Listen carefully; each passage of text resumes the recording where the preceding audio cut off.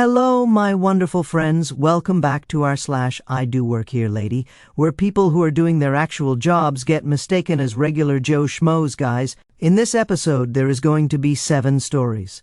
The first is actually sent to me by a subscriber, and it is about the time he almost got arrested for doing some landscaping. The second story is a telephone scammer who does not believe that OP is actually a bank teller. And the third story is a post where OP describes what it is like to work in a male-dominated trade where nobody takes her seriously. I hope you stay for these wonderful tales today and hit that subscribe button for future stories. Let us dive in.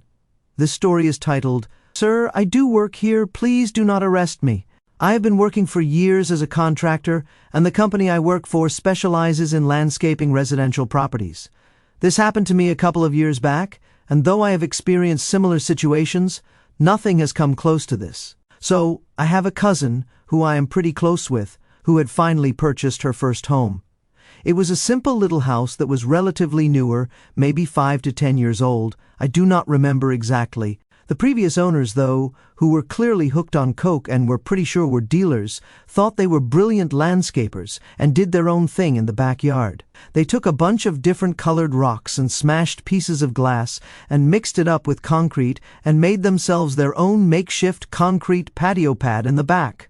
It was really ugly, a true assault on the eyes, because there was no color scheme and it was not leveled. So, when you walked, you could easily slide off a smooth rock and then jab your toe into a sharp piece of glass. It was so unbalanced that when you put your patio furniture on, you would be sitting on a chair that would rock a little bit here and there, and sometimes a lot. I was once sitting on a chair. I leaned back a little, and the chair leg slipped off a rock, and the sudden drop scared me half to death. Plus, with all the different materials in this DIY patio pad and probably poor workmanship due to experience, the pad was cracked and spider-webbed at random places, with the cracks opening up wide in some sections. After visiting a couple of times and making my comments on the pad, my cousin expressed that she could not afford to replace it for a while, as she was saving up for a car instead. So I offered to replace the patio pad for her as a housewarming gift. She declined me, but I insisted, and she eventually gave in. Fast forward about a month. I took a week of vacation from my full-time job so I could finally start my cousin's backyard on demolishing the patio pad. So I brought all my tools into her backyard to begin the demolition of this horrid work of art. I do not have a jackhammer or anything fancy, so I had to break up the concrete into smaller pieces by hand. All around the edges I had to dig out a bunch of dirt, then take a sledgehammer and smash the edges to break the pieces off. I piled the broken concrete into my wheelbarrow, and every so often dumped the load into my personal truck. And just for fun, any little glass or shiny rocks that got broken off, I piled them to the side. I was thinking of putting them into a big vase for my cousin as a souvenir to remember that nightmare patio pad. By the next day I was planning on coming in the morning, but then life got in the way, as my wife had me run some errands around the city. Because of the interruption, I ended up not being able to go to my cousin's house until the evening, when I had some free time after dinner, right when the sun was setting. Sure, I could have called it a day, but I thought I would put in a few hours of work at the very least. So, I returned to my cousin's backyard while she was at work and continued digging and breaking pieces off the patio pad. After about an hour or so, I hear footsteps and the sound of voices approach into the yard. A booming and authoritative voice from behind me said, "Hello, good evening, sir." I turned around to see 2 cops entering the backyard, both taking off their sunglasses to meet me eye to eye. I greeted them back and said, "Hello, how are you?" The officer says, "Good, good." Their eyes quickly scanned the yard, looking over at my tools and then at me, and said, "So, what are you doing back here?" Immediately, I knew where this was going. I said, "I am a subcontractor. I am working on replacing this patio pad here." The officer asked to see some ID, and I grabbed my driver's license and my business card out of my wallet and handed it to the first cop.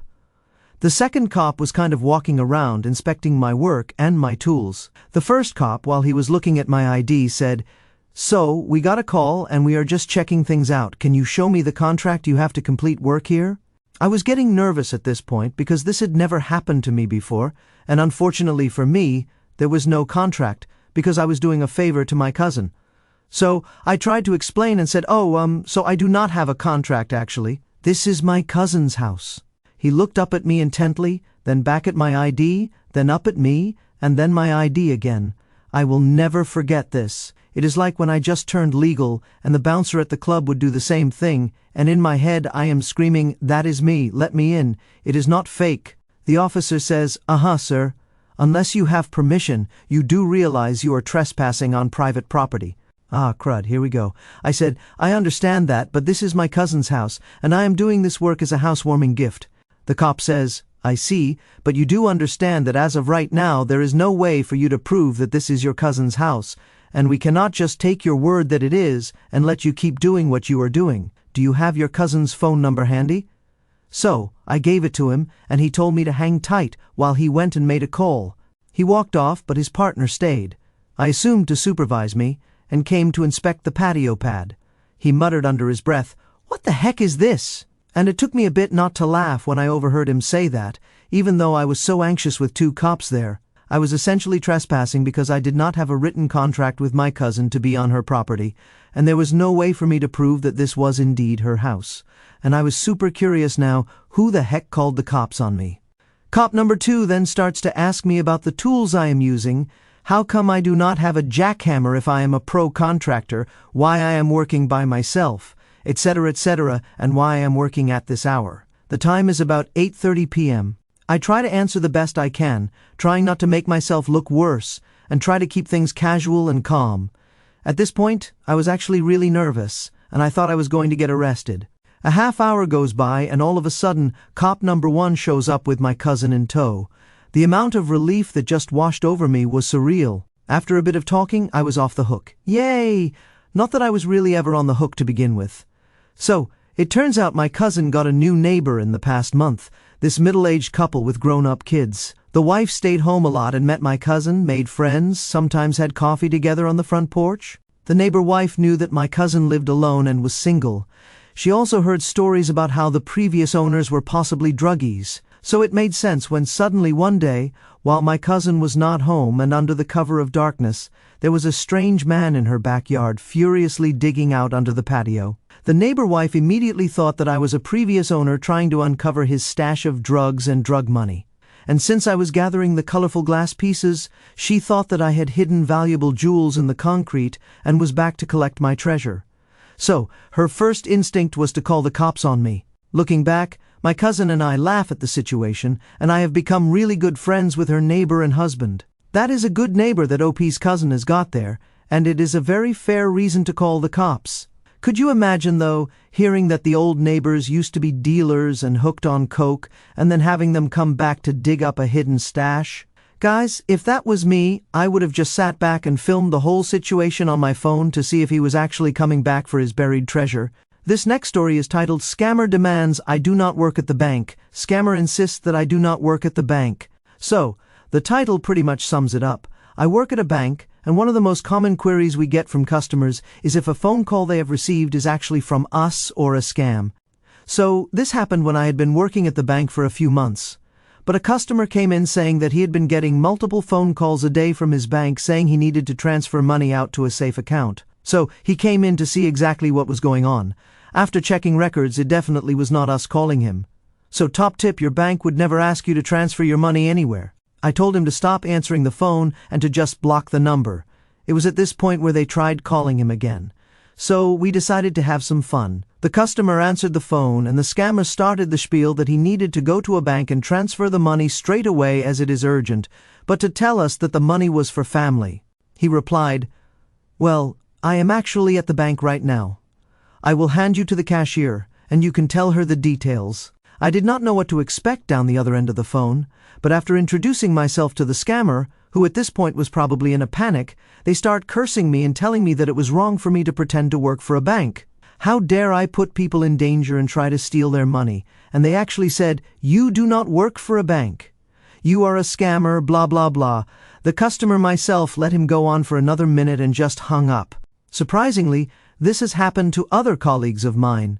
I do not know what the scammers think they are going to achieve at this point, because the customer is obviously not going to believe an anonymous person on the phone that the fully uniformed employee in front of them does not work for the bank. But who knows? Arguing back with scammers can be a bit fun for us, especially knowing some of the damage they cause. Hold on, guys. So, you are telling me that a scammer gets upset that you pretended, except not really, to be a bank teller, when many scammers can pretend to be Nigerian princes, who have millions of dollars in diamonds in a cave somewhere and needs $5,000 for a helicopter ride to get there, where he will then split the diamonds with you? Get the heck out of here, you lousy scammers. How dare you say that? This story is titled, Woman Working Male-Dominant Jobs, Woman Working Male-Dominated Jobs. It always seems to be old men who have a problem receiving help from a woman. Roughly 10 years ago, I worked for Geek Squad. If you do not know what that is, the uniform is a shirt and tie. Girls can wear skirts, but I am not that kind of girl, so I wore pants. In other words, it does not look normal to see a woman in a shirt and tie. Anyway, this old guy came in first thing in the morning, because old people get up at the crack of dawn. He jokingly asked to speak to one of the geeks. I was the opener and the only one there at the time, and I am also the only woman in the department. I asked how I can help him, and he got a serious face and said, No, sweetie, I need to speak to a man. Never having been one to take anybody's junk, I replied, Well, sweetie, I am the only one here, so you can tell me your problem, or you can come back later, and he left. I have since moved on from electronics repair, and now I am a licensed electrician. About a year ago, I ran a service call with a CO worker and my boss. The issue was that a fan that another electrician installed would cause the recessed lights in the room to dim when the fan was turned on. This other guy had told the homeowner that we did not wire the house correctly, hence why my boss was there too. The other electrician lived in the same development, so the homeowner called him over while we were there. We all introduced ourselves, and he shook everyone's hand except mine. He just kind of pretended I was not there for the whole time. And more recently, I ran a service call with the same CO worker to, you guessed it, an old man's house. I have my screwdriver and wire strippers in my back pocket and my impact on my hip. I put my booties on over my muddy work boots to enter his house. While we were there working, he started to ask plumbing questions. My CO worker was quick to say that he does not know anything about plumbing, but that I used to work for an HVAC and plumbing company, so I know some stuff. I explained the purpose of the bladder tank on his water heater, and the man had the audacity to then ask me, So, are you just hanging out for the day or what are you doing? I told him, yeah, I decided to venture outside of a kitchen for a change. That is unfortunate. So, I used to work in a small little steel fabrication company, and my boss, who would get resumes from women welders, would not even bother to read the resumes, and he would just scrap it. And his reason was he did not want distractions in the shop, which was fair, but at the same time, any mock-ups on work he would just blame. The non-existent female welder that we hired for the week, and who we also fired because she did such a crummy job, and she did not belong in the trades. And one time, he made the mistake of calling someone in for an interview who he thought was a male, but she was a female. Her name was Jordan, and right after the interview, I asked if she was a good fit for the company based on credentials and whatnot, and he said, Not in my shop, not in a million years. This story is titled, I'm with the band. I'm with the band. Really, I'm a guitarist with a cover band. I'm not the coolest looking guy, and many people don't believe I'm actually a guitarist, let alone a member of one of the busier bands in town. In case you don't know, I'm with the band is one of the biggest cliched phrases in rock history. I had set up earlier in the day, but about 30 minutes before the first set at 9 o'clock, I noticed my guitar amplifier had died. I started panicking and ran out the main entrance to the parking lot to get my backup amplifier. On exiting, I told the bouncer that I was in the band and needed to get something from my car. 5 minutes later, carrying my 60-pound amp, I tried to get back in. The bouncer said, Hey, back of the line! I replied, I just came out 5 minutes ago and I told you I was with the band. Really, I'm with the band. The bouncer looked me up and down and obviously didn't believe me. After all, logic dictates that normal guests carry around 60-pound guitar amps, so I must just be another guy trying to cut in line. People in the lineup started laughing and shouted, Let us in! We're with the band too! I started arguing, but I still had no luck, and the bouncer was getting frustrated. The singer called me at 8:55 asking, Where are you? I explained the situation. The singer came out, but the bouncer didn't believe them either. By 9:15 we were now 15 minutes late for the first set. The singer and the bar manager came out, and the bar manager absolutely tore into the bouncer in front of the line of 50 people. And that's my story of how I had to use the most cliched phrase in rock band history. This story is titled, I Do Work Here. I do work here, and I'm epileptic, not a drug addict. I had been job hunting for months, going on interviews at businesses from grocery stores to clothing outlets. On the applications, there was a line asking if I had any disabilities. Yes, back then, they could ask that on a job application. I would be called in for interviews, and they saw my hand shaking. I told them I also have familial tremors, but they would not interfere with my ability to complete tasks. I would hear, "Well, you seem qualified, but with your epilepsy and your hand shaking, I'll have to discuss it with the store manager, HR, or even corporate." I never heard back. I know what you're thinking, why not file a lawsuit and sue? You don't know how hard it is to prove something like that for a person with a disability. I went into a restaurant with a sign that said, "Hiring dishwashers."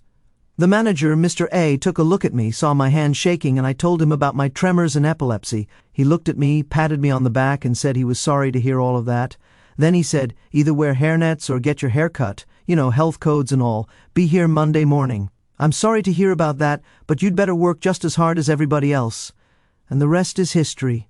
I'd been working for Mr. A for about a year or two by now and had gotten to work about 20 minutes early. So I sat in a booth. The server asked me what I wanted since employees get a free meal. The server returned with my fries and bacon cheeseburger. I took a bite out of my burger and noticed a man and woman staring at me. They quickly looked away when they saw me looking at them. As I took another bite, I heard the woman say in a loud whisper, "Look, look," his hands shake. Oh my goodness! I took another bite and noticed the clock on the wall. It was time for me to take my medication, so I did. Then I heard the woman gasp, "No wonder he's shaking. He's a junkie, did you see that? Why are they giving him free food?" This was nothing I hadn't heard before, being called a junkie and accused of being hooked on something.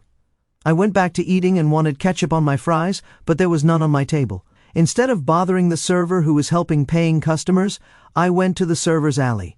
The server's alley is where the condiments, glasses, ice, and cash registers were. When I returned to my seat, she was talking to Mr. A. After a brief conversation, Mr. A called me over and asked why I went to the server's alley.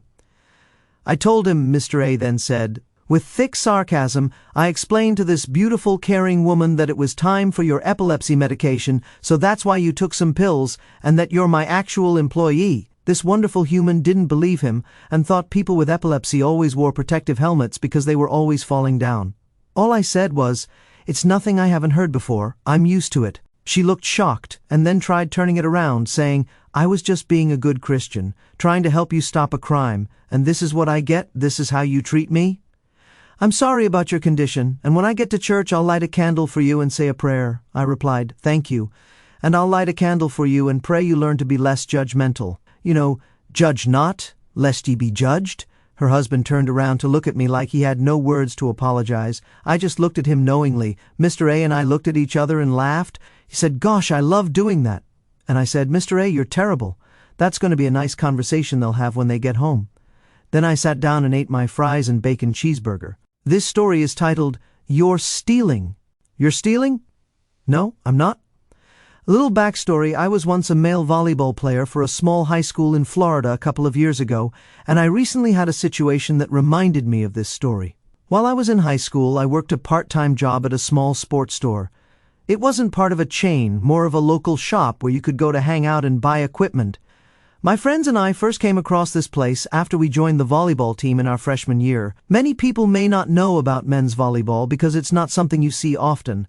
But where I live in Florida, it's a huge deal. This was the season I got promoted to manager, because not only was I a hard-working, trusty worker, but also a volleyball player, just like the owner was when he was in high school. I had worked at the store up until my senior year, so a lot of people knew me and trusted me to get the equipment they needed.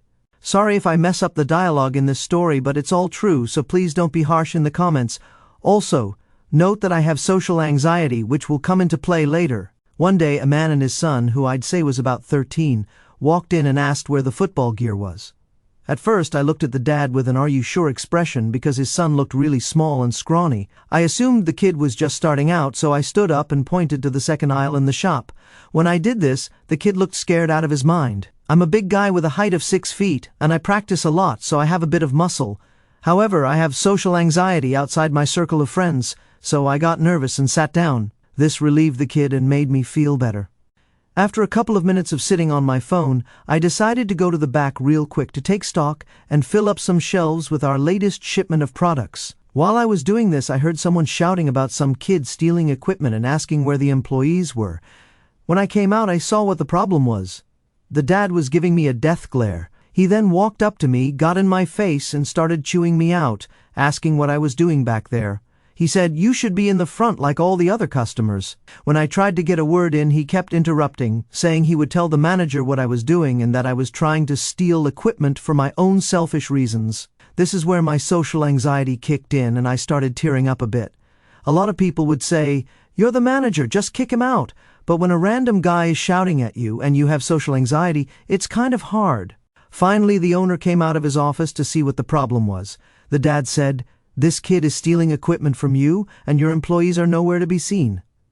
I looked at the owner with tears in my eyes. The owner looked at the dad and said, "Sir, this young man does in fact work here."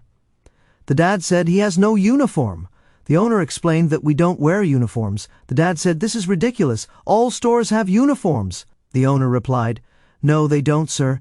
Now I'm going to have to ask you to leave." The dad wondered why, since he'd done nothing wrong. The owner said, "You've shouted at my employee and caused a huge scene. Now leave." The dad then grabbed his son and stomped out in anger. That was the last I saw of him. Now that I look back, I should have kicked him out, but back then I was scared and a different person than I am now. This story is titled, "I Have My Uniform On." I worked as a cashier when this happened. The uniform was a blue vest and badge, which I was wearing. I was at the cash register ringing up a customer and opening the drawer to exchange money. I ran out of nickels, so I called my supervisor and reported, "I need nickels." My customer at the time said, "You need money?" She reached into her purse and handed me all of her spare change. Then she started telling me about a charity. She started to encourage people to give pennies to the homeless. Then she offered to write me a check for $20. I stood there absolutely flabbergasted. I didn't know what to say, but I was thinking, I have a job. I'm at work right now. Didn't you just see me ring up your groceries? Finally, I told her, no thank you. So she didn't give me the $20, but she left me holding all of her loose change. I feel like that was a ploy to get rid of the change that had been weighing down her purse. "Sir, I do work here. Sir, I do work here. Please do not arrest me." Oh wow, this one's wild. I can't imagine the panic of being questioned by cops while just trying to do a favor for your cousin. That DIY patio sounds like an absolute nightmare. Colored rocks and glass? Yikes.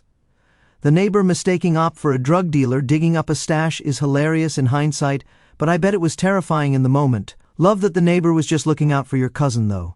Good people.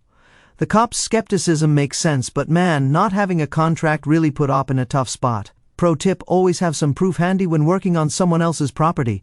Also, keeping those glass pieces as a souvenir? Iconic. Scammer demands I do not work at the bank. This is peak scammer audacity. The nerve of a scammer accusing a bank teller of faking their job while they're literally trying to scam someone is next-level irony. I love how OP and the customer teamed up to mess with the scammer. Handing the phone over was genius. The scammer's meltdown about how dare you pretend to work at a bank had me cackling. It's so satisfying when their own tactics backfire. Also, that commenter rant about Nigerian prince scams? Spot on. Scammers have no room to talk about fraud. Bet they hung up and cried into their fake crown. Woman working male-dominated jobs. Ugh, this one hits hard. The old guy at Geek Squad dismissing OP because she's a woman is infuriating, and the electrician who ignored her handshake? Rude. The "are you just hanging out?" comment from the homeowner is so condescending. I love OP's sarcastic venturing out of the kitchen comeback.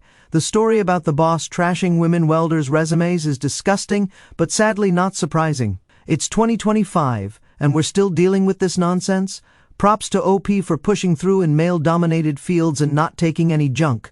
That boss who assumed Jordan was a guy? Embarrassing for him. Keep shining, OP. I'm with the band. This is such a rock and roll disaster. Getting stuck outside with a 60-pound amp because the bouncer didn't believe OP was in the band is so frustrating, but also kind of funny. The crowd yelling "we're with the band too" probably didn't help, LOL. The bar manager chewing out the bouncer in front of everyone is the kind of public justice I live for. I feel for OP. Nothing worse than being late for your own gig because of a gatekeeper. Maybe next time wear a guitarist, not a liar shirt. Gotta love the cliche coming to life though. Rock on. I do work here. This one's heartbreaking and infuriating. OP getting judged as a junkie because of their epilepsy and tremors is just gross. The lady's good Christian excuse and that nonsense about epilepsy helmets? Wow, the ignorance. I love how Mr. A shut her down with sarcasm, and how OP hit back with the judge not line perfect. It's awesome that Mr. A gave OP a chance despite the disability stigma, but it's so sad how many places passed on them because of it. The bacon cheeseburger moment feels like a small victory. Hope Op enjoyed every bite. People need to mind their own business. You're stealing.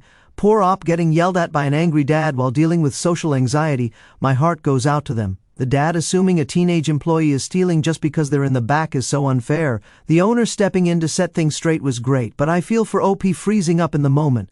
Social anxiety makes those confrontations so much harder. The no uniforms argument from the dad is such a weak excuse. Dude, just admit you jumped to conclusions.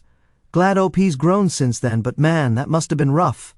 Also, volleyball player and manager, respect. I have my uniform on. Okay, this one's bizarrely wholesome in a weird way. The customer thinking Op needed charity because they asked for nickels is so out of left field. I'm dying laughing. Like, ma'am, they're clearly working the register in a uniform. Offering a $20 check and dumping loose change on them feels like a mix of kindness and chaos. I kinda suspect OP's right about her just wanting to offload that change, lol. Still, it's a funny misunderstanding. Imagine the look on OP's face when she pulled out her checkbook. Gotta love the random acts of charity that miss the mark. Anyways, guys, thanks so much for tuning in to this episode of our I Do Work Here Lady. If you liked the video, be sure to give it a thumbs up and leave a comment. If you aren't subscribed, make sure you hit that subscribe button so you don't miss future stories. I upload pretty much every day for your daily dose of Reddit stories. See you guys in the next one.